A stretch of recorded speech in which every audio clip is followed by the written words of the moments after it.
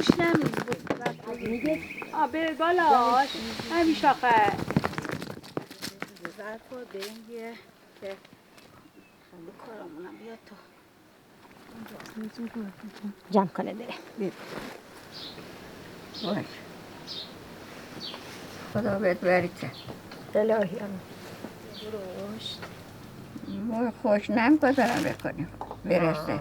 بیچ که بیچینم میگه ببرم نگیره سبت خودتون بافتی؟ بله ترکای کده ورده بودیم شاد کن دیدم حیف خراب شه خیلی خوب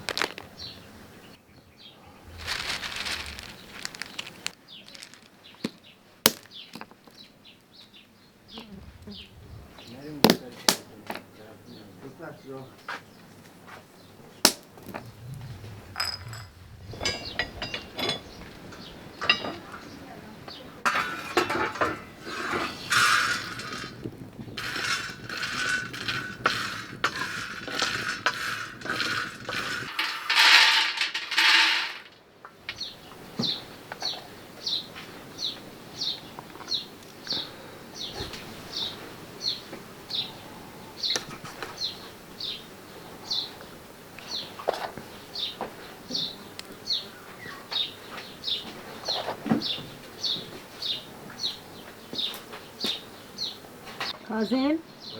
جوز قهوه ما دست بیاد بذاره تو آفتاب خشک بشه